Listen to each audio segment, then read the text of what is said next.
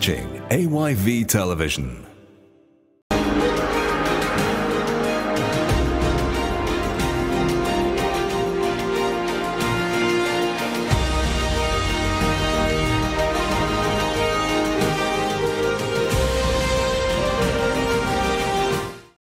Right, good afternoon and welcome to this day here on AYV Television and radio and on www.ayvnews.com. I do apologize for starting the program a bit late. But however, the show must go on. And this afternoon, we are looking at the Millennium Challenge Corporation scorecard that has been released. That particular scorecard, there are 20 indicators and Sierra Leone failed 10 out of the 20 indicators. To analyze these failures and, of course, the successes, I have with me the Director of Policy in the National Progressive Democrat Party, Jesmed Suma. Good afternoon and welcome to the program. Thank you for having me, my friend. And also I invited the country's Deputy Minister of Information and Communications, Cornelius Devo, and he just sent in a text saying he will not be able to make it, so we will not stop the program. The program must goes on, and later on we shall be opening the phone line so you can call and make in your contributions to the number that we shall be telling you to call on. I am your host, Samuel Wise-Bangura. Now, let me start off the discussion by asking, what's your impression on the scorecard? Well, one of the best transformational change that Judge Bush did in terms of defining the relationship between donor countries and the recipients of those donors is by establishing a corporation of this nature called MCC. What they do is they look at specific failing countries, developing countries. They look at what is called the per capita income. If the per capita income is below a certain ratio and the country is not one that is under any sanction, then you are likely to be selected. And when the country is selected, the list is sent to a committee in Congress, which is their form of parliament. And then the country is notified that we are looking at your country ready for next year, because they do it 1 year in advance. We want to provide assistance for you to develop your nation.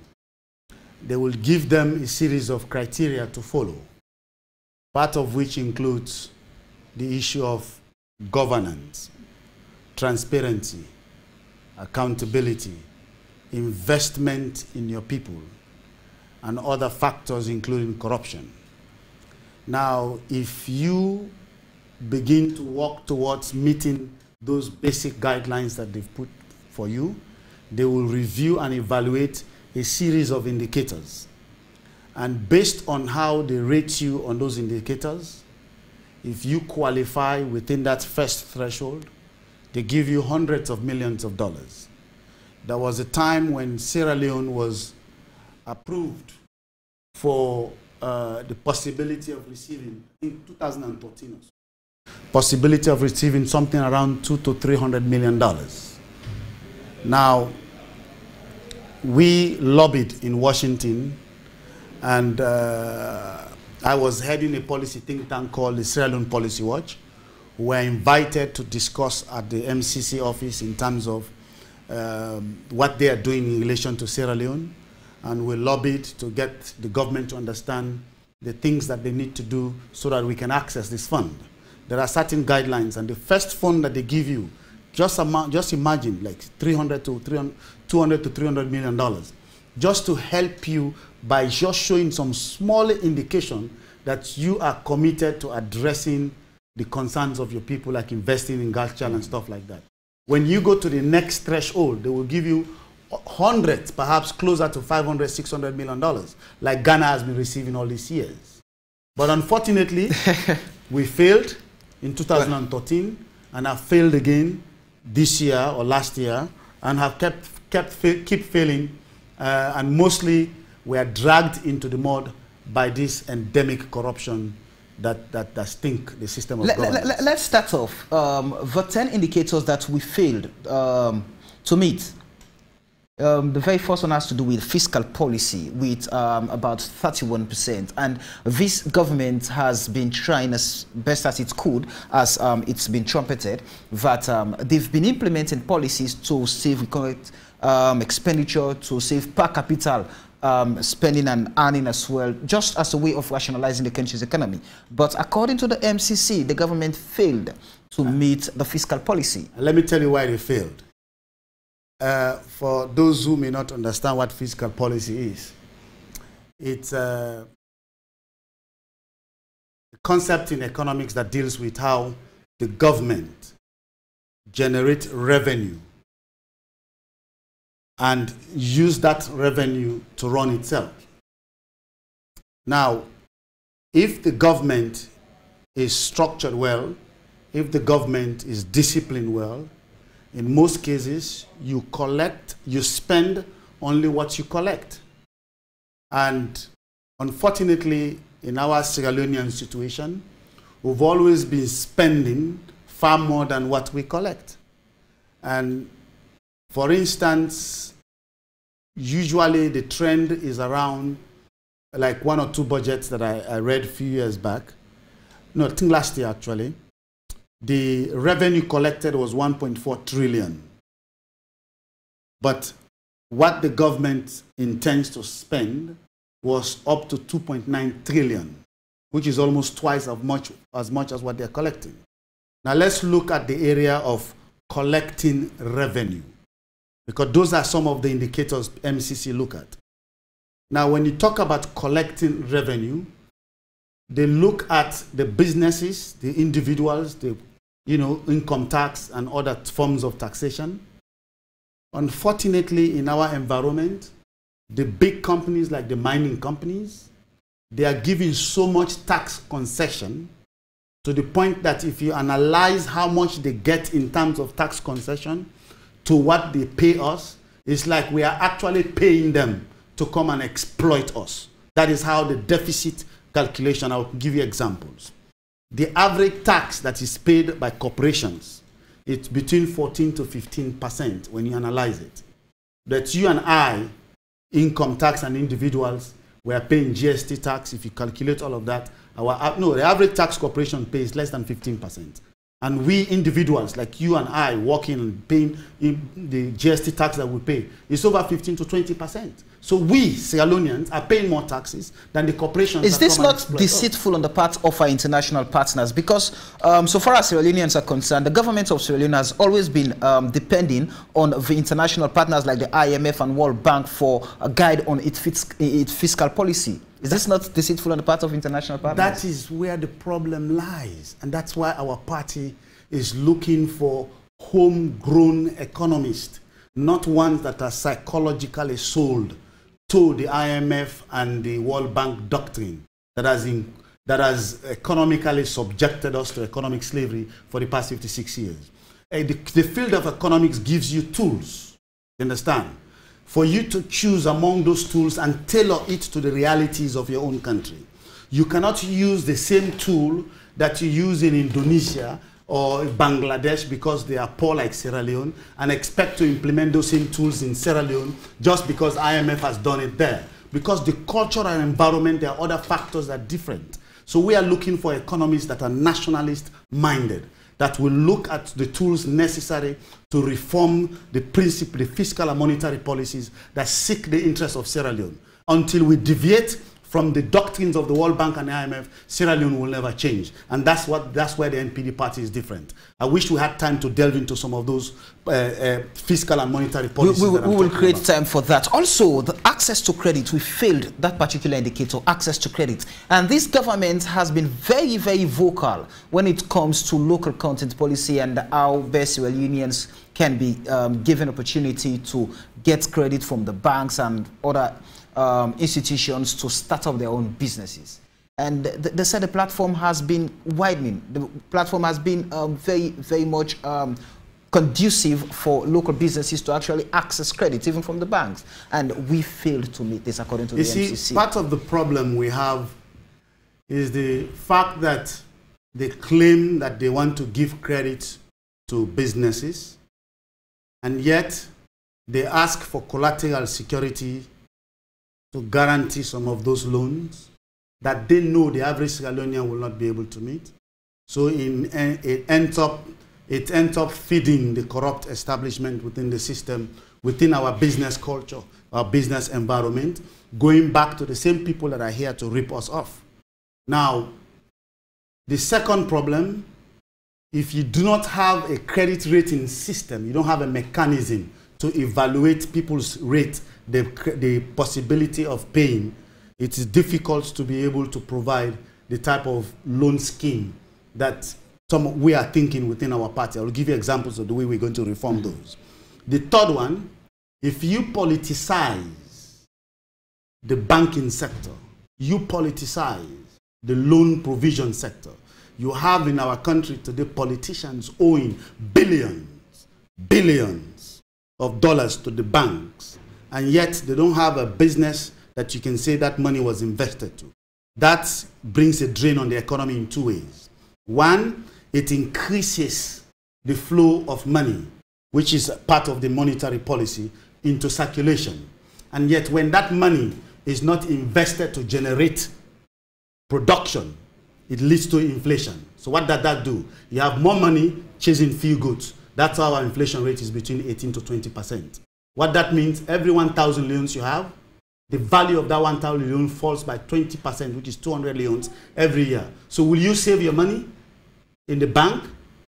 You will not, because that money, the value drops every year by 18 to 20% based on the inflation rate. And there are other factors. But how would you assess the government's intervention to actually salvage issues around access to credit for local businesses across the country? It's poor. Less than 35%. They rated them about what? 20%. 20%. They are being generous. I will rate them 15%. Because it's not only because it's being politicized, the funding of the loans are going to the wrong people. And they look at faces, look at names, look at political affiliation. You don't run an economy politicizing things like that. If you mean well and you're a nationalist, as we are, a nationalist party that thinks about the future of this nation, we don't care which tribe you are, we don't care which political party you are, we don't care where you come from. If you have what it takes to open that poultry, if you have what it takes to open that factory, if you have what it takes to open that technical institute, believe me, you count on the NPD government to pump that money to you. And the other problem, the myth, they talk about loan scheme. You're giving somebody 5,000 leons equivalent in $5,000 equivalent in leons, $10,000. What kind of business are you going to open with that? That's why you see most of the import industry, the pharmaceutical industries are dominated by foreigners. The import industries of foodstuff, they are dominated by foreigners. Other aspects, they are dominated by foreigners because these are areas that are capital intensive. Our people do not have access to that. NPD is going to create a mechanism wherein we will give loans to actually bona fide indigenous Sierra Leoneans committed into running businesses in this country and provide three as access to them. Access to capital. When I talk about access to capital, we're not talking about 10,000, 50,000, 500, 200, 300, 600, $1 million. If you want to open a factory, you don't need $100,000. There are ways to do it. There are structures to put in place. There are capital all over the world to access, but they need a responsible, disciplined, committed government. They will never open those doors to a government that is corrupt. And for the past 56 years, we've been governed by the wrong type of people. But talking about corruption, Jesmed, last year Sierra Leone passed the corruption indicator by 53%, and we saw a huge sum of money given to the country because we met that particular indicator. And we've failed. We've failed since then. Well, I would not want to say we've degenerated to a point that corruption is so bold. But when the current Minister of Justice and Attorney General was at the ACC, he categorized corruption in two ways. That we have the grand corruption and petty corruption. When Adi Macaulay came, he said, we have, well, tiger and fly approach to corruption. And now that we failed from 53% to 49%, it means we actually, well, corruption is endemic. That is what every Sierra Leonean would have to accept. Corruption is endemic in Sierra Leone. But there are efforts that are being made by government institutions like the ACC, the Audit Service, the Parliament of Sierra Leone, but yet still we see corruption very bold in our institutions. Is it that we're not getting it right? You see, corruption is endemic because it has been institutionalized. Not only institutionalized within the system of governance, it has become part and parcel of the culture of the people, of all of us. For us to change that culture, you need a leadership that sets an example. Live by the example, then you expect others to follow. But you cannot say, let us change our attitude if the attitude of the leadership is not changed. Now, if you have a situation wherein you have sacred cows, these are people you know that they are corrupt, they start up from nowhere, within few years, they have mansions, they are flying business class, they have big expensive $60,000, $70,000, $80,000 vehicles running around, and you know their salaries is $2,000 or $3,000 or $4,000, the most $5,000, and yet they are living in $1 million houses. Then nobody is questioning them, nobody is asking how you got the money, nobody is even there to investigate them. Those are what you call the sacred cows. You have another category which was coined by me, called the holy goats. The holy goats are those, they see that their own activities, their act of corruption has become so endemic and becoming an embarrassment for the system. So they said, okay, you know what? Let's try to waive that embarrassment a little bit by shifting you from this department and taking you to another department. But no prosecution though, no whatever. They say, oh, this person has been corrupted here. It's okay, let's take him out and put him on the side, or maybe make him an advisor. From there, we'll slaughter them here. Those are the holy goats, no investigation. Then you have the holy chickens. Those are the ones that they have identified to be corrupt. They said, okay, no worry, let's appease them. Let's investigate them. Let's, try to prosecute them. And if possible, even find them guilty. Now, somebody has been found guilty of embezzling something to the tune of $100,000, and then they give you a fine of $10,000. It's like you're praising the man for stealing from the people. That's what is happening in this country. How can you fight a corruption like that? Until we get rid of, I'm coming, let me finish. Go on.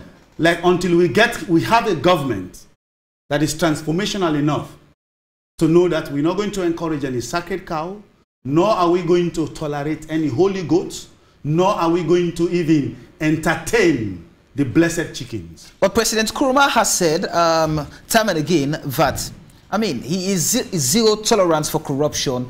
He is very, very much close to his heart. And looking at the Pay No Bribe campaign, looking at the Operation Thunderstorm, these are all efforts that have been made by the Anti-Corruption Commission to ensure that corruption is mitigated across the country.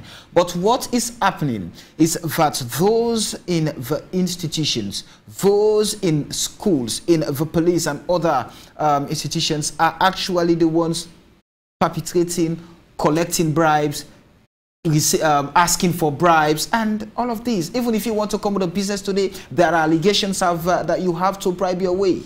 Well, you see, we make the mistake by blaming the lowman on the ground, the policeman on the street, the teacher and the classrooms, the professor in university. We blame those little people. Little people, I don't mean small in the sense, but in the economic scale. We blame them. You will never be able to eradicate corruption. I don't care whether you were groomed in the room by the Pope of Rome, if your survival is on the line. When someone's survival is on the line, no amount of law will stop them from doing that which is necessary for them to survive. The other aspect is the lack of security, not only in terms of job security, but in terms of retirement security. Who will want to work in a system of government, surrender 20 to 30 years of your life working for a government, maybe as a permanent secretary, and then you retire? You begin to worry, how am I going to take care of my health care? How am I going to provide housing for my kids? How am I going to pay my college fee for my kids that I had when I was working for government? If you do not provide those security for the workers, these are people that are entrusted with the responsibility of enforcing the very anti-corruption laws. If you do not provide protection for them, you're wasting your time in terms of expecting them to fight corruption, because their survival comes first. So we have ways of addressing all of these. I wish we had time to have a debate on just one topic, so that we have time to delve into the nitty-gritties of the steps that we are planning to introduce come 2018 moving forward in eradicating corruption in this country. I will give you an example. Contrary to what is prevailing in the anti-corruption law, this anti-corruption law is something I have looked at, I have reviewed, I have identified loopholes within the law, I have made recommendations to this very ACC in terms of what to do to lock those loopholes. But that loophole will not be closed, because those loopholes will serve the interest of certain people within the concept of fighting corruption. If the institutions themselves are corrupt, how can you expect to fight corruption? I will give you an example. You have a law that says if you are found guilty of embezzlement of money or something amount, the judge has the discretion of fining you a minimum of 300 million leones and or, you see the or, jail term. That is like treating the act of corruption like, what do you call it? A civil offense. It is a criminal offense. Every criminal offense has to be punishable by going to jail. So in our law, in our NPD Anti-Corruption Act, I will give you one specific section. If you are found guilty of an act of corruption, so embezzling, say $10,000, you will be required to pay back the amount that you've stolen, and by law, you will be required to pay twice in terms of punitive measure of the amount that you are found guilty of. So if you steal $100,000, you will pay a fine of $200,000, and you will be required to pay the $100,000. When you set, and that's one. The second one, mandatory imprisonment of minimum of 6 months. 6 month mandatory employment. No judge has that power to commit or reduce that sentence. By our law, what that means, if you are a minister right up there, you are found guilty, you're going to spend a minimum of 6 months. And why 6 months? Because we are assuming that you will pay that, refund the money that you're found guilty of, and you will pay all the fine, and then you serve your 6 months. But if you pay the 100,000 for which they have found you guilty, and you don't pay the fine, you have an additional 2.5 years. That's another 3 years. You go to jail. And if you don't pay the fine and you don't pay the restitution, guess what? Government, by our law, will have the power to go and impound every asset in your name, whether it's a pin, even the shoes that you wear. If they can sell it to recover 1,000 leones, the government will have the power to seize that and sell it to recover the money, and you will go for 5 years. Let's move away from corruption, the control of corruption. Let's move on over to primary education expenditures. We've seen that this government has it's prided itself in a fascinating manner to a point that many people whom have accused the government of wrecking the education sector are now saying that let's take a look back with this particular rating from the MCC. Where are we headed? Because with 24% for primary education expenditures, and this government has said that, well, if not thousands of pupils across the country have been enrolled into primary education, and they've been able to create a conducive environment for these pupils to get quality education. And now we're seeing that the expenditure is not something that can match up to the environment they want to create for these kids across the country. In your view, is this realistic? Well, you see, I know past governments have been trumping their chest to say, we have increased the education budget. So when you question them about the failures in education, they point at the figures. But the cancer that makes every institution in this country to fail, they don't mention that. Which is? Corruption. If you have a system wherein you have a Ministry of Education, and you pack the ministry with director this, director that, director what, policy this, policy that, minister 1, minister 2, minister 3, all of which are being sustained from that same budget. By the time you satisfy those directors that are not contributing a dime to the lives of our kids in the classroom, by the time you deduct the seminars and conferences under the Ministry of Education, by the time you deduct the traveling expenses and the per diem, very little is left to go to the classrooms.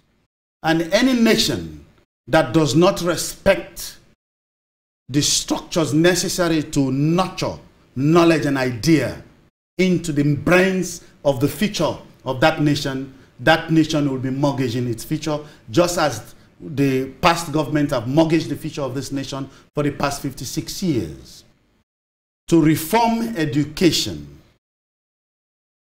we are going to start off with not only creating an innovative way of funding education, but also by ensuring that there is some discipline in terms of how we spend the education budget allocation. Let me relate this particular primary education expenditures to the girls' primary education completion rate, which we also fail as a nation.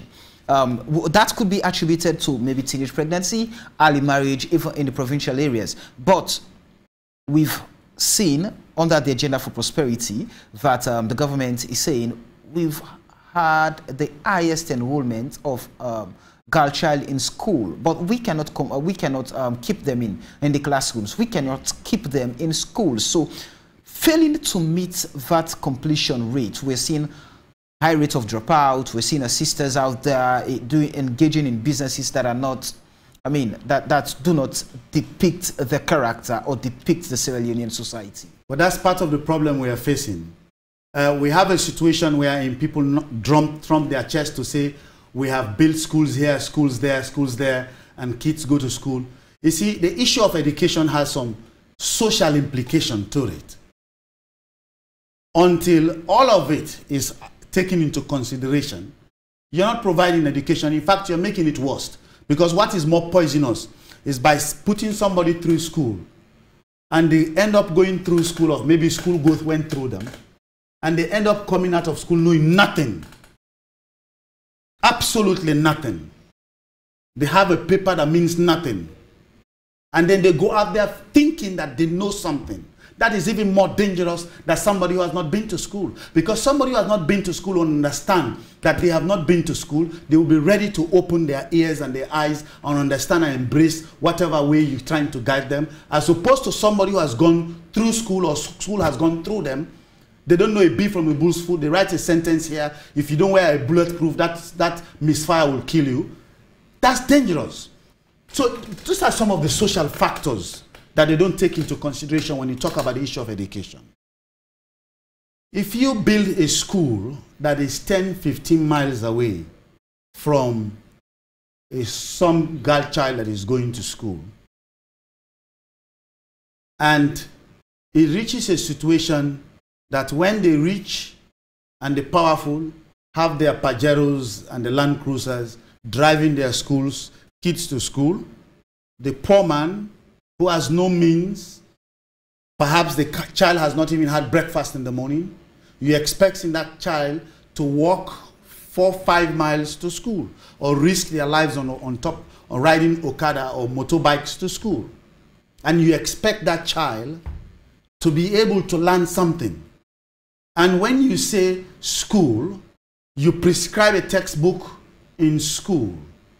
Whilst the rich are able to buy whatever textbook from abroad here in bookshops, accesses on the internet, the poor kid, their parents do not have the means to buy those textbooks, and you expect that kid to excel in school. The frustration that those kids go through, the frustration that the parents go through is what leads to the dropout. Until we address the problems surrounding the families to be able to support their kids to school, you will not be able to get. Government will tell you there are some reformatory measures that have been taken to ensure that they retain the girl child in school. Maybe they will tell you about the school feeding program. School feeding program. Don't get me started, my friend. school feeding program that was initially run by FAO, the Food and Agriculture Organization, set up the standard, and government says, okay, let's try and do it. Something that's supposed to be under the Ministry of either Agriculture or Education has been shifted to some other something initiative, making it, politicizing it. You can't get any better result out of that. And in some cases, instead of concentrating on locally produced food, they're still trying to buy imported food to get to our kids. And it is not well organized, it is not well funded, and it is not well targeted. So the result has been a failure. Child health. Sierra Leone also failed that particular indicator. Child health with about 20%. And we've seen a situation when this president came to power, he said he was he introduced the free healthcare initiative to ensure that lactating mothers, children under 5, they all have a platform for them to have free access to health care. And that has been going on for quite some time. So maybe we should doubt this particular scorecard. You see, when you talk about launching programs, it's not about writing it. You know, it's not about paying lip service to it. It's about actually making it work. Unfortunately, from my point of view, has been a mockery, as revealed by that statistics. These are outsiders examining us. It says, my friend, you guys have failed. And I know we have failed. They're being generous. If you ask me, they are being generous based on their assessment. The fact of the matter is that, you know, when it comes to the issue of healthcare, before I touch on that, I would like to say the solutions we have for the problems identified in education in terms of girl child going to school. We're going to introduce school buses in every district across the nation. We already have a budget for it in our manifesto. We're going to ensure that the poor kids have access to textbooks by making sure that we have public libraries across the nation. Western area, in our manifesto, we have 2 areas where we're going to have massive public libraries that is bigger than this building, so that we have enough books in them. But those books are going to also include every textbook that is prescribed in the books in schools. So if they prescribe a science book that is cost 300,000 leons, your parents cannot afford it. Your mom can say, hey, Joe, please run down to the library. You can go to the library, you take it for free, you read it, you prepare it, or you borrow it from the library. So we are going to provide access to affordable education to the poor in those 2 areas. So let me talk in the area of healthcare. If you talk about free healthcare that is not funded, free healthcare that is not equipped. What do you mean by it's not funded? I'm coming. I will explain. Free healthcare that is not well equipped, free healthcare that is not well staffed. What is free? Are you saying free building? That is what it is, because we see our people are suffering. When people get ill here in this country, there are 3 things they will always worry about. The first thing is, how do they get to the nearest clinic? How do they get to the nearest hospital? There are such few hospitals and few clinics around. If somebody has an emergency and we don't have any emergency network system to handle emergency, we don't have any single line that you can call to say, if I collapse here right now, I will be at your mercy. There is no system where you can call a number and some ambulance come and pick me up and run with you. That system is not there. So the first thing you have to worry about, how do you get to the first hospital? If the next hospital is 10, 15 miles away, you will see people being loaded on motorbikes to take them to the hospital, risking their lives on the way. You're in pain, taxis and stuff, there's traffic and stuff like that. The second problem, if you are able to get to the hospital, you now have to worry about the fee, what is going to cost you to be able to afford it. If you are able to afford it, the third problem you have to worry about, whether you're going to be given the right prescription. Because the doctors probably or the nurses probably are not well trained. It is not their fault. It's because of the system. Or they don't have the right equipment. It's not their fault. It's because of the system. So those three problems, how can you say we have a free healthcare? We don't. Let's don't stop fooling each other. Now, this is what we plan to do.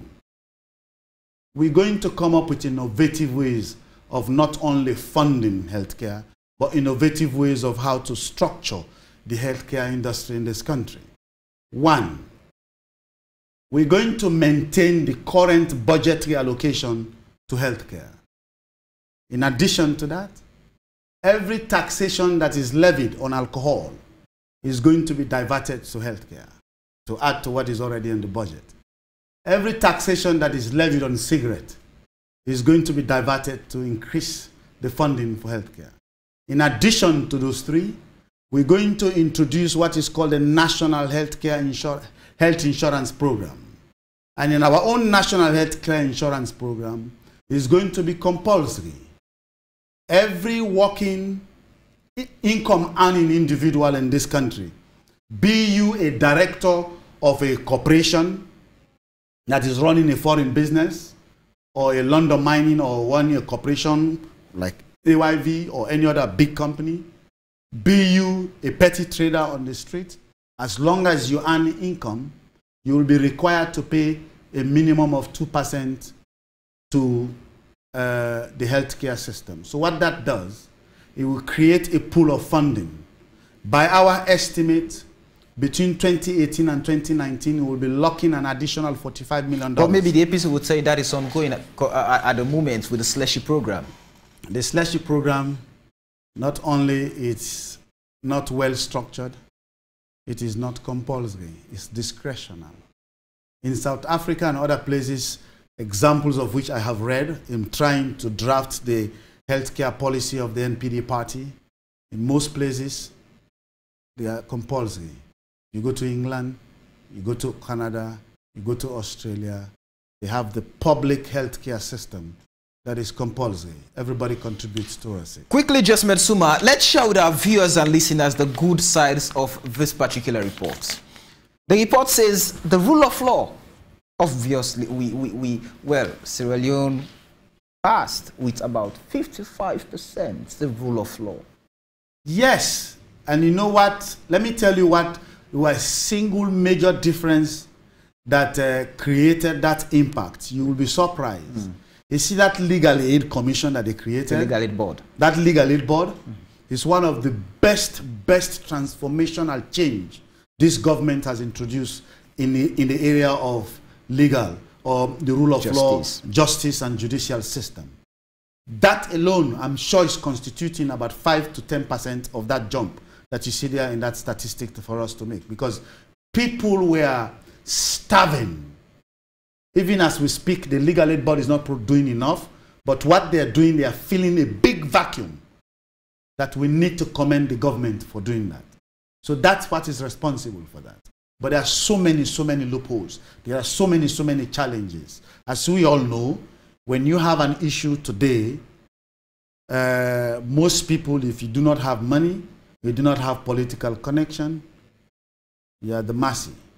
But those things will change. The good thing is, there is hope that come March 7, 2018, we'll begin to lay. It's a crossroad. We are at the crossroad of history. Sierra Leone. We are given an opportunity to transform this nation by creating the right leadership come March 7, 2018. All of those problems that we are talking about now, there will be an opportunity for us to begin to walk the same path that Ghana has walked, the same path that Senegal has walked, the same path that Ivory Coast, Rwanda and Nigeria has walked. These are all countries we are all at the same level. In fact, in some cases, we are even better than them. Freedom of information, 71%. I mean, as a nation, is that not something we should actually celebrate about? Is that not something we should be jumping about? Freedom of information. Yes, that one too. I commend the government. Honestly speaking, that's a transformational change that this government has done within the past 9 to 10 years, opening the media. More televisions, more radios. Man, it's massive. And of course, if you consider the WhatsApp, if you consider Facebook, if you consider other technology, even though it's costing us an arm and length, because here in this country, this is an issue that I want us to have a discussion on also. It's costing Sierra Leoneans about $1 every 12 minutes you spend on your phone. Every 12 minutes I take this phone. Please, people, listen. When you call somebody, talk quick and leave your message. Because every 12 minutes is costing you we will find a time to discuss that. And our estimate is that the telephone companies are making an average of $3 to $6 million every day, which is an average of $30 to $60 million every month. That they rip us. We would find time to discuss that. I mean, the technology is poor, and you buy data. They force you to use the data to within a certain time. Sometimes you will have data on your phone and you will still not have access to it because they want you to buy more data. Why are they ripping our life like Jesmed Suma, the rights, why are they ripping our political rights, civil liberties, business startup, health expenditures, immunization rate, trade policy, inflation? These are all indicators that we passed. I mean, as a nation, should we celebrate? Or do you want to commend the government for these? Well, I would want to say thumbs up. Oh, absolutely. I commend the government, especially in the area of political rights, because I'm a living example of it. Even though we had some challenges in which we were constrained for over 2 years before we secured our certificate, because I'm sure they wanted to study us and analyze our strength, but eventually we did get registered, and we have other political parties that are registered. So that's something we can commend the government for, and give them bravo for ensuring that there is what about civil liberties? Civil liberties. Oh, la, la. And I'm pretty sure you're the right man to answer that particular question. Civil liberties. As we all know, every aspect of our life is politicized. Social life is politicized. Economic life is politicized. Political life is politicized, it's politics. So in our social life, there are aspects of it that are also politicized. But these are areas that, you know, we can say there has been improvement. But there's a lot of hills to climb, and with time we shall address them so that we can be at par with other African countries. You see, when I make comparison, I don't call United States, I don't call the United Kingdom, I don't call Switzerland, nor do I call Australia. I compare us with other African countries to show how much failing we are and how much gap that we have to fill. But with time we will do it, because there is hope in the channel. The program is visited here on AYV television and radio, and on www.ayvnews.com. To your viewers and listeners, you can now call on 025-271-959, 025-271-959, and make your contributions in the program. We've been discussing the Millennium Challenge Corporation scorecard, where Sierra Leone scored, well, passed 10 and failed 10 out of the 20 indicators set by the corporation in the US. The program is visited here on AYV television. The number for you to call is 025-271-959. Now, amid all of these challenges and successes we're going through as a nation, Jesmed, the issue of unemployment stands out bold. I mean, how would we ensure that we tackle this particular menace? It's indeed a menace, the issue of unemployment. We have a country in which a large percentage of our youth who are within the range... Okay, let's take this very first caller. Hello, good afternoon. Your name and where are you calling us from? Hello, caller. Speak a little bit louder, caller.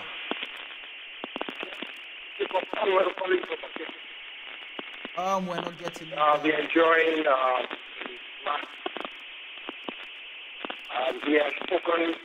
We are not getting you. Like the way. We are not getting you. Hope our technicians. The number is 025-271-959. 025-271-959. Yes, Jesmed. Yes, we live in a country today in which a large percentage of our youth are unemployed. They are unemployed not because they are lazy. They are unemployed not because they don't want to get employed, they don't want to work, nor because they lack the zeal and the determination to work. It's because the work opportunities, the job opportunities are limited. It's because there are limitations in terms of the knowledge for them to know the type of job that they're being hired for. We have a situation in which our kids are being taught in schools and colleges and technical institutions, subject that has no relationship with what the job market is looking for.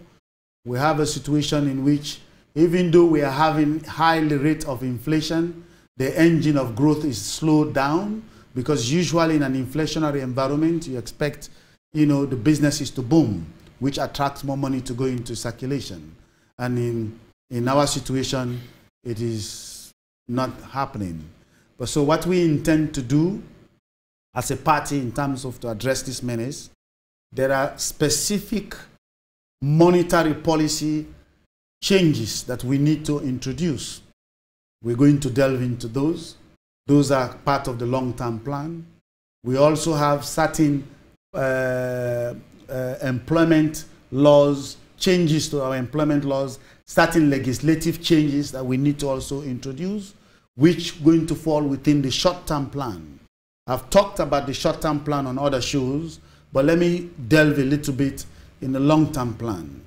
Now, in the area of creating jobs, we have to be mindful of the fact that when you want to release more money into the economy so that businesses will be able to have more money to give out loans to businesses, you have to be mindful of the possible inflationary effect that that will have. What we have been having in Sierra Leone today, when monetary policies are implemented, when more money goes into circulation, those monies are directed into the wrong sectors that are not bringing productive effect into the economy, so that kicks into inflation. We are going to target the money that we're going to be releasing out through the monetary policy changes that we're going to do in relation to inflationary changes and other aspects. Now, how are we going to target it? Give an example. Most of our youth are determined to work, but they lack the access to capital, they lack the skills. So what we're going to do is that we're going to provide training facilities.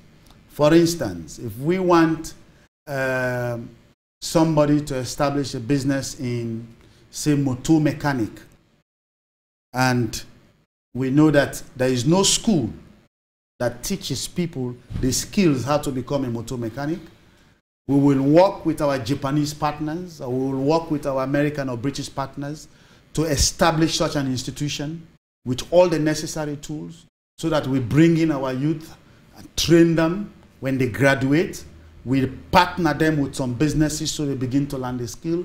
We link them up with specific business training skills, so that we will tell you, say, okay, Kailaun needs this kind of business. If you are prepared to move to Kailaun, we can give you a loan and help you out to set up your own business. That's how you direct the funding that goes. You know what a friend used to say? Yes. A friend used to say that when it comes to the policy of theories, we have the finest of politicians in Sierra Leone. So that brings to mind the question of how are you going to implement all these policies, and where are the fundings going to come from? By having the right leadership. I will give you an example in terms of the area that has to do with monetary policies that leads to the control of the flow of money in and out of the economy. Sometimes when we talk about controlling the flow of money in the circulation, if you have a situation wherein people are giving contract out to businesses or individuals, and they ask them to, say, pay me 10 or 15% or 20% commission, and I can go to the bank and withdraw 10, 20, 30, 40, 50 million leones, put them in bags, and take it to whoever I need to give it to. You know what that does? It reduces the volume of money within the banking sector. It makes the large sum of money go into circulation, and that money, because the embezzler or the corrupt individual cannot keep such amount of money in their houses, and they cannot take it to the bank because they will know that they have increased put in how many billions into the account, they will find a way to convert it into foreign currency. So what that does increases the number of people that are going out there to buy the dollar and the pound sterling. And when more Leones is chasing the dollar, the value of the dollar increases and it adds to our inflation. So until you control those leakages when monies leak out of the economy by putting some guidelines as to how much amount of money any individual can withdraw from banks in the United States of America and other Western countries that have tight control of how money is flowing in their economy, they have guidelines in terms of how much money you're allowed to withdraw from the bank. For instance, $5,000 in some countries. In America, $10,000 is your limit. All other transactions beyond that has to be done electronically. You give checks or whatever and situation. There are ways to get those policies implemented here so that we don't flood the economy with black money, as they call it in India. There are other... yes, quickly, because time is catching up on us. There are other tools within the monetary policy area, and there are other specific tools within the fiscal policy areas that may not be traditional when you talk in terms of the mindset of the IMF or World Bank mentality, but we are talking about national minded economists using those tools, tailoring them to the realities of our own economy to help pump the engine of growth and make sure those policies stand to benefit indigenous Sierra Leoneans. Please, this is our country. Let us control our own economy. I wish there's time for us to delve into the nitty-gritties of those policies. But there will come a time when we'll have debate on Definitely. Thank you very much. Thank you very much, Jesmed F Suma of the National Progressive Democrat. It's been a pleasure talking to you this afternoon. Thank you very much, sir. Thank you, my friend. Thanks for Well, our viewers and listeners also be reminded that we invited the Deputy Minister of Information and Communications, Cornelius Devo, and he turned us down. The program is this day, or has been this day, here on AYV Television and Radio, and I have been your host, Samuel Weisbanger, saying many thanks to my producer and technical team. Until we shall meet again, have a blessed day.